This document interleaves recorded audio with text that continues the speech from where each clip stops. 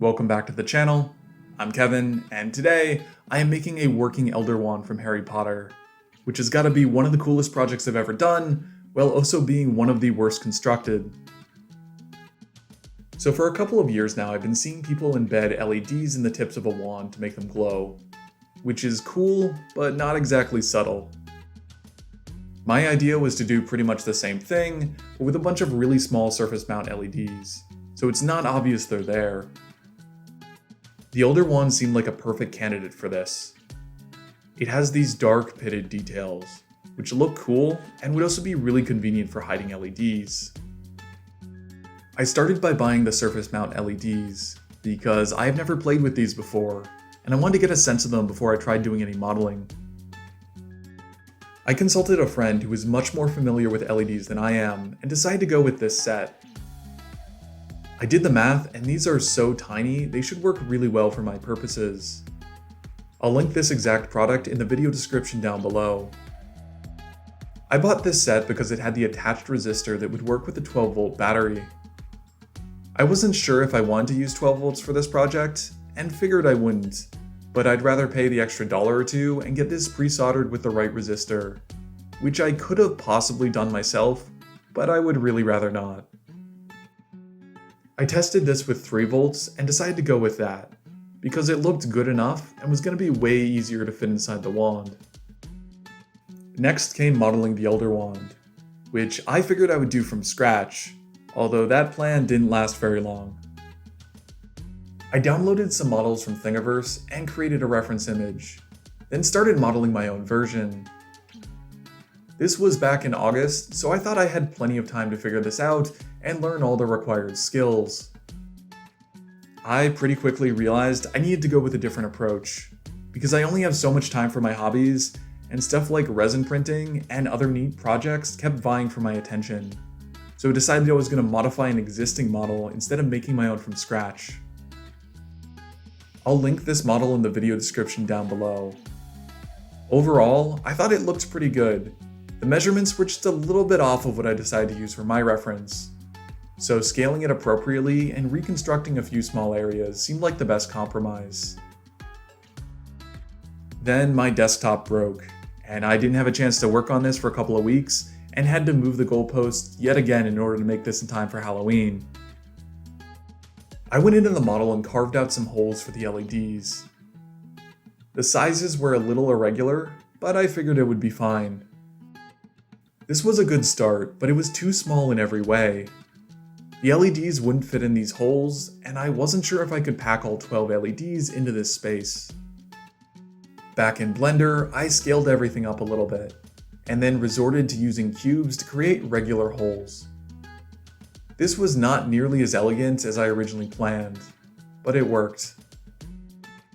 I created the internal channels for the electronics and divided everything up for printing. I discovered I made this a little too thin, and my slicer didn't want to print sections of this, so I had to go back into Blender and adjust this a little bit more. Around this point, I also bought some pin batteries, which are used for stuff like fishing lures. I figured these would be a little bit easier to fit within the wand. So at the start, I had planned to model this myself from scratch, and by the end, I was just poking holes in someone else's model, which is not exactly what I planned, but I decided this project was really about the electronics, and I was better just writing off the modeling aspect. I printed this with a 0.8mm high quality setting on my Bamboo P1P. This large section took about 7 hours to print, so I did all of this over the course of 2 days. I could have printed this with some more aggressive settings and gotten it done a little bit faster, but I was worried about it failing and decided to go with a slow and steady approach. These looked pretty great out of the printer and didn't need any sanding, so I just applied a quick coat of primer before moving on to the electronics. Electronics is not my area of expertise. I mean, I'm not an expert at any of this, I think that should be very clear at this point, but electronics especially is a weak area. I haven't worked with them much before, and just as an example of how bad I am, right after I bought these LEDs, I was trying them with some batteries and couldn't get them to work. I called up a much more knowledgeable friend and was complaining to her about this, and she asked, "You have the positive and negative correct, right?" I assured her, I definitely do. I went to prove it to her, and then sheepishly thanked her and hung up the call. So the point of that story, aside from thoroughly embarrassing myself, is to demonstrate that this is a really simple project that anyone should be able to do after just a couple of tutorials. I started by adding the LED to the tip and then immediately tested it. I was terrified about gluing one of these LEDs in position and then messing up the wiring so it wouldn't work, and just being unable to access it because I'd already assembled everything. So I tested this over and over again. I started by gluing the LEDs in position with super glue.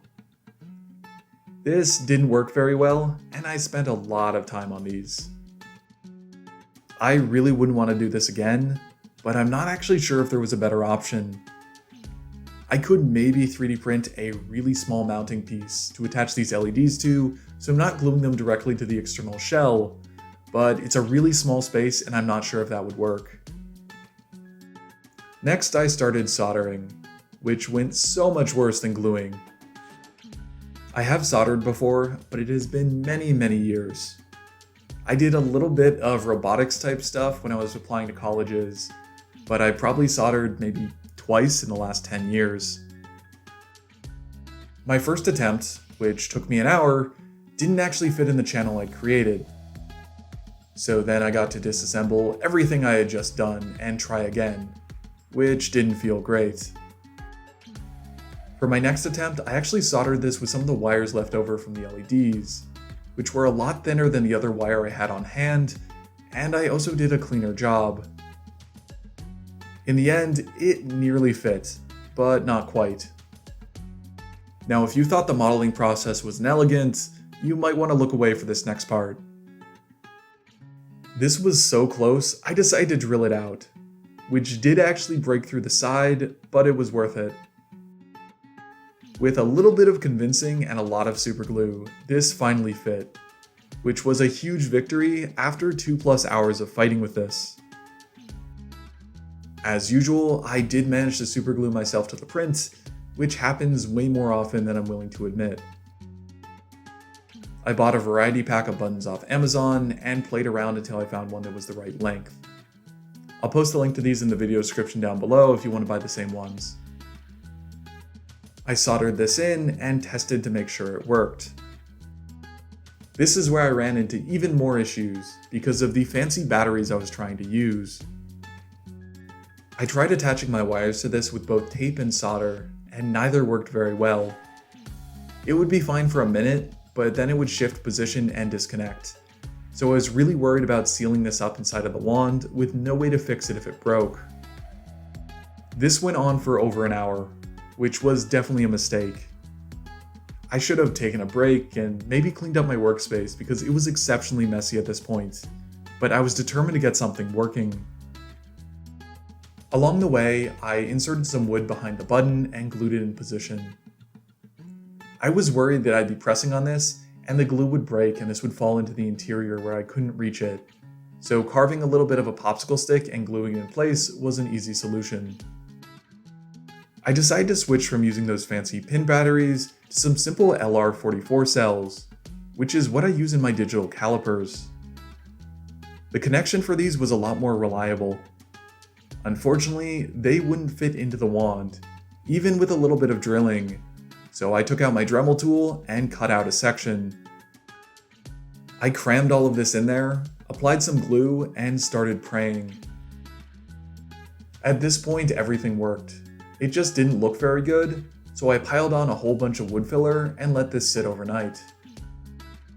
I did a little bit of very gentle sanding and still managed to break the tip, so it was time to add more super glue.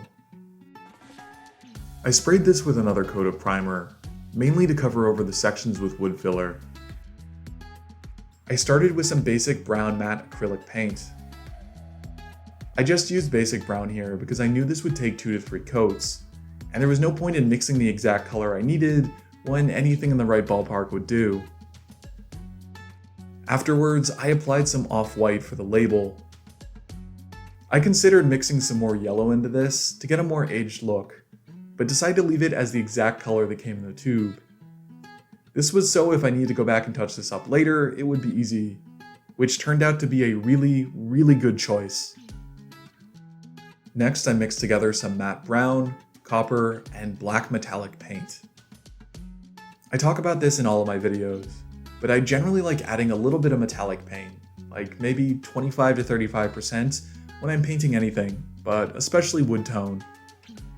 I find that little bit of reflection tends to really make this pop, and that just normal straight acrylic paint can look a little bit dull or amateurish. The brown looked pretty great. It was just time consuming to paint because of all the texture.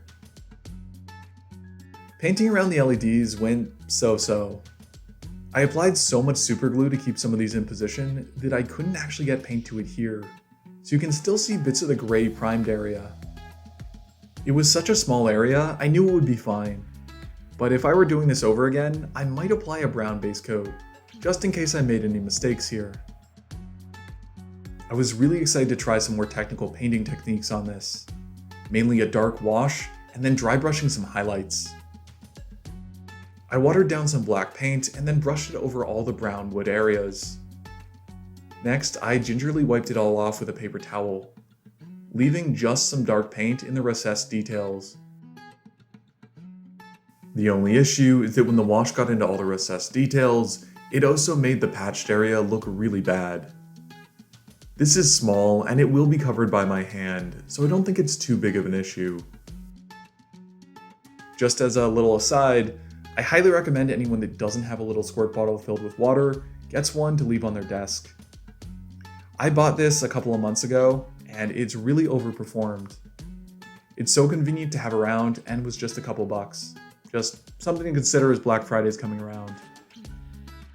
Anyways, I did end up smudging some brown paint onto the white label section of the wand, which was annoying, but it was easy to cover over based on my color choice earlier in the project, so I was able to pat myself on the back for that.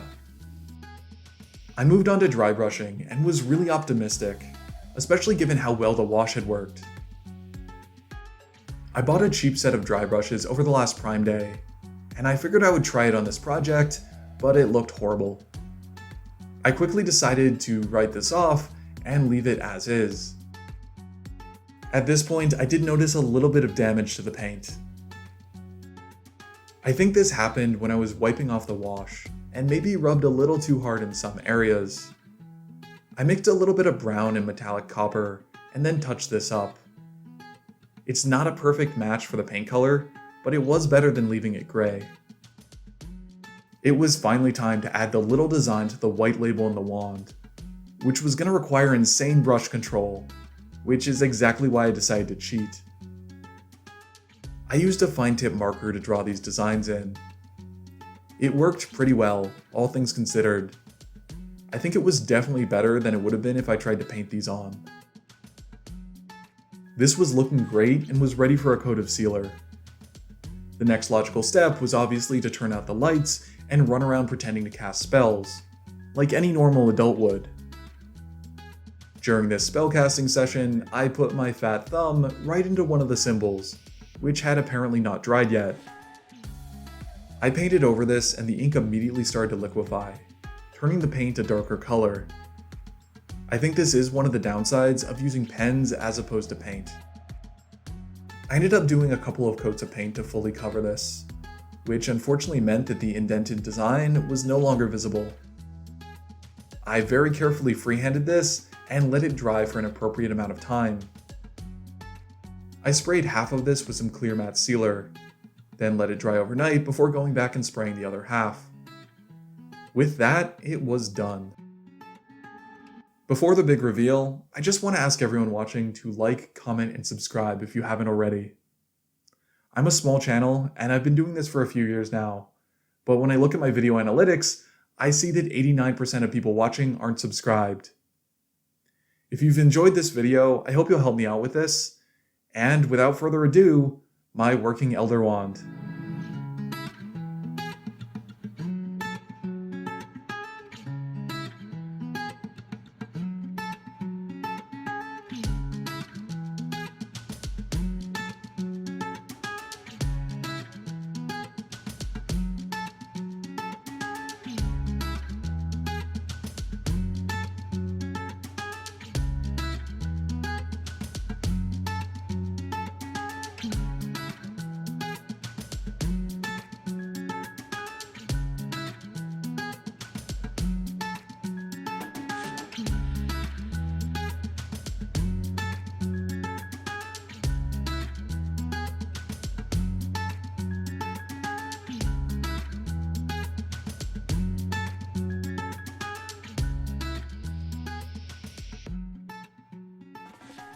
I'm really happy with how this turned out. The lights are super cool, although it's not quite the brilliant flash of green I hoped for. I was worried along the way that the wand itself wouldn't look very good, but the dark paint does a lot to hide my mistakes.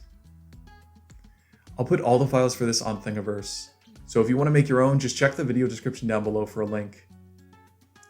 That's it for this one, so I'll wish you all a happy Halloween, and I'll see you next video.